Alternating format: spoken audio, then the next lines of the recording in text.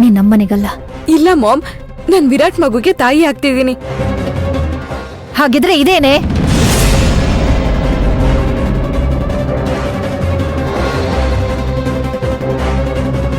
ಇದಕ್ಕೆ ತಾನೆ ನೀನ್ ದೇವಸ್ಥಾನಕ್ ಬರಲ್ಲ ಅಂತ ಹೇಳ್ತಾ ಇರೋದು. ಮಾಮ್, ಅದು ನಿಜ ತಾನೆ? ನೀನ್ ಪ್ರೆಗ್ನೆಂಟ್ ಅಲ್ಲ ತಾನೆ? ಹೇಳು ಬೇಬಿ, ನನ್ ಮಗಳು ಯಾವ ತಪ್ಪು ಮಾಡಿಲ್ಲ ಅಂತ ನಾನ್ ಖುಷಿ ಪಡ್ತೀನಿ. ಬಾಯ್ ಬಿಟ್ ಮಾತಾಡು ಬೇಬಿ, ಹೇಳು ಬೇಬಿ. ಮಾಮ್, ನಿನ್ ಮಗಳು ಯಾವುದೇ ತಪ್ಪು ಮಾಡಿಲ್ಲ. ನಾನಿನ್ನು ನಿನ್ ಮಗಳಾಗೆ ಇದ್ದೀನಿ.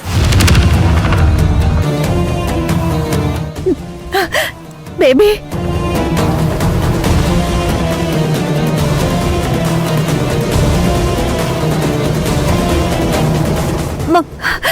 ಮತ್ಯಾಕೆ ಇದೆಲ್ಲ?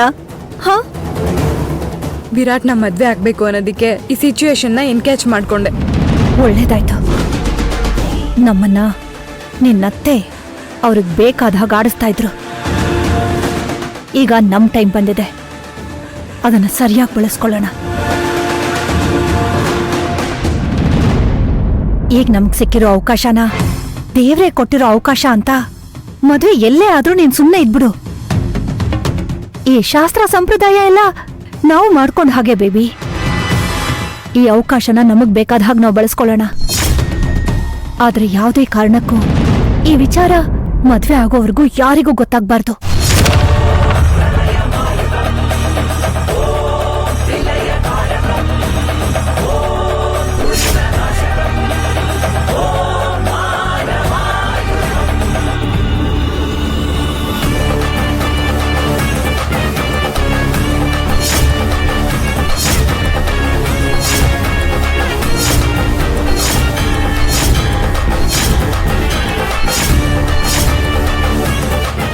ಓಹೋ, ಇದಕ್ಕೆನಾ ಮದುವೆ ಆದ್ಮೇಲೆ ಇದನ್ನೆಲ್ಲ ನೋಡ್ಕೊಳ್ಳೋಣ ಅಂತ ಹೇಳ್ತಿದ್ದು?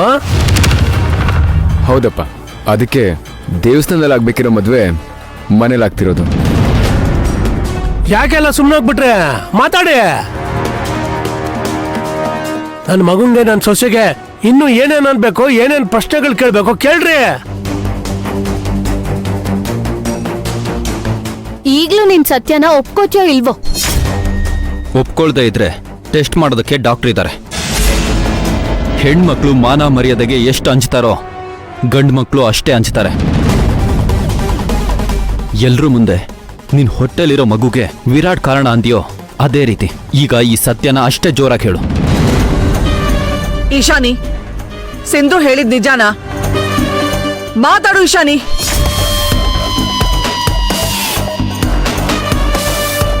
ಇಷ್ಟೊಂದು ಚೀಪ್ ಆಗಿ ನಾಟಕ ಮಾಡೋ ಅವಶ್ಯಕತೆ ಏನಿತ್ತು? ನಮ್ಗೆ ನಿನಗಿಂತ ವಿರಾಟ್ ಮೇಲೆ ತುಂಬಾನೇ ನಂಬಿಕೆ ಇತ್ತು. ಅದಕ್ಕೆ ನೀನ್ ಪ್ರೆಗ್ನೆಂಟ್ ಅಂದಾಗ ನಮ್ಗೆ ನಂಬಿಕೆ ಬರಲಿಲ್ಲ. ಇಶಾನಿಗೇನೋ ಬುದ್ಧಿ ಇರ್ಲಿಲ್ಲ. ನಿನ್ಗೇನಾಗಿತ್ತೆ ತ್ರಿಲೋಚನಾ? ನೀನಾದ್ರೂ ಸ್ವಲ್ಪ ಮಗಳ ಬುದ್ಧಿ ಹೇಳ್ಬಾರ್ದಾಗಿತ್ತಾ?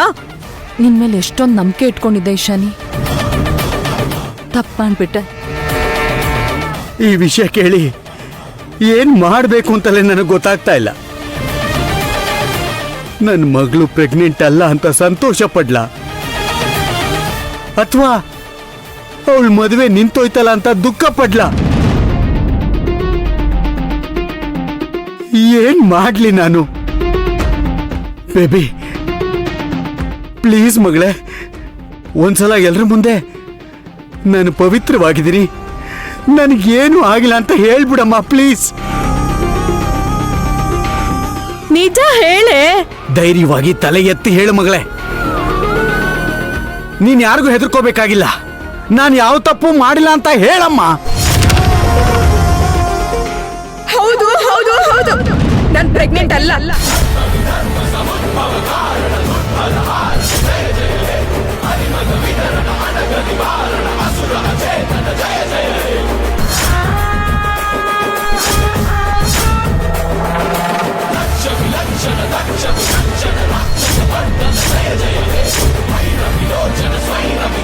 ಈಗೇನ್ ಮಾಡ್ತೀರಾ? ಮಾತಾಡಿ, ಏನ್ ಮಾಡ್ತೀರಾ?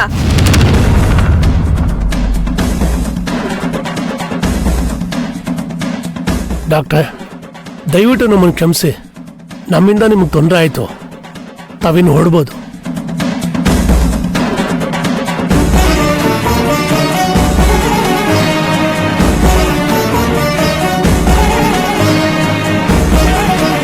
ಮಾತಾಡಿ. ಇವಾಗ ಏನ್ ಮಾಡ್ತೀರಾ? ನಾನ್ ಸಕಲೇಶ್ಪುರದಲ್ಲಿ ವೀರ್ ಜೊತೆ ತಪ್ಪು ಮಾಡ್ಲೇಬೇಕು ಅಂತ ಡಿಸೈಡ್ ಮಾಡ್ಕೊಂಡು ಅವ್ನ್ ರೂಮ್ಗೆ ಹೋಗಿದ್ದೆ. ಅವ್ನ್ ಪ್ರಜ್ಞೆ ತಪ್ಲಿ ಅಂತ ಮಾತ್ರೆ ಹಾಕಿದ್ದ ಹಲ್ಲ ಕುಡಿಯೋ ಹಾಗೆ ಮಾಡ್ದೆ. ಅಲ್ಲಿ ವೀರ್ ಪ್ರಜ್ಞೆ ಕಳ್ಕೊತಿದ್ದಾಗ್ಲೂ ಭೈರವಿ ಭೈರವಿ ಭೈರವಿ ಅಂತ ಸಿಂಧು ಹೆಸರನ್ನೇ ಹೇಳ್ತಿದ್ದ.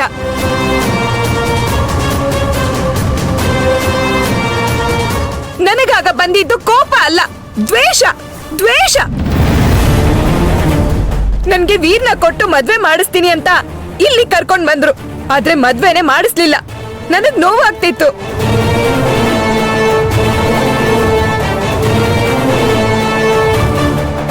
ನನ್ ಮುಂದೆನೆ ಸಿಂಧು ನನ್ ವೀರ್ ಜೊತೆ ನಗ್ನಗ್ತಾ ಓಡಾಡ್ತಿದ್ರೆ ನಾನ್ ಏನ್ ಮಾಡ್ಬೇಕು? ಅದಕ್ಕೆ ಪ್ರೆಗ್ನೆಂಟ್ ಅಂತ ನಾಟಕ ಮಾಡಾದ್ರು ನನ್ನ ವೀರ್ನ ನನ್ ಗಂಡನ್ ಮಾಡ್ಕೋಬೇಕು ಅಂತ ಡಿಸೈಡ್ ಮಾಡ್ಕೊಂಡೆ ಈ ನಾಟಕ ಮಾಡಿದ್ದು.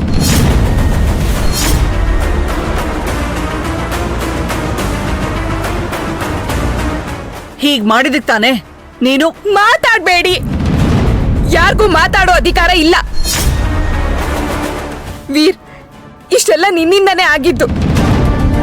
ನನ್ಗೆ ನನ್ ವೀರ್ ಇಲ್ದೆ ಬದುಕೋಕೆ ಇಷ್ಟ ಇಲ್ಲ. ನಿನ್ ಬಿಟ್ಟು ಬದುಕಕ್ಕಾಗಲ್ಲ Veer. I love you Veer, but I can't live without you. ಇವಳಿರೋ ತನಕ ನೀ ನನಗ್ ಸಿಗಲ್ಲ ಅಂತ ಗೊತ್ತು.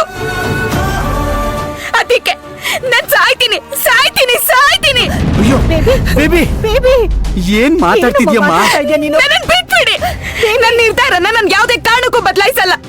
ಬೇಬಿ ಇಶಾನಿ ಬೇಬಿ ಇಶಾನಿ ಇಶಾನಿ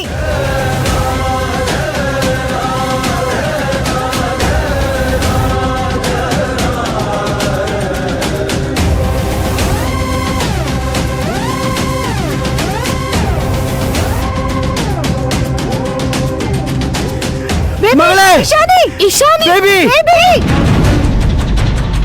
ಯಾರು ಬರ್ಬೇಡಿ. ಯಾರಾದ್ರೂ ಒಂದ್ ಹೆಜ್ಜೆ ಮುಂದೆ ಇಟ್ರೆ ಇಲ್ಲಿಂದ ಹಾರ್ಬಿಡ್ತೀನಿ. ಬೇಬಿ ಬೇಬಿ ಬೇಬಿ ಬೇಡ ಬೇಬಿ ಬೇಡಮ್ಮ. ನಮಗೆ ಇವ್ರು ಯಾರು ಸಮಸ್ಯೆನೂ ಬೇಡ. ಅಮೆರಿಕ ವಾಪಸ್ ಹೋಗ್ಬಿಡೋಣ. ಬಾ ಬೇಬಿ. ಹೌದು ಮಗಳೇ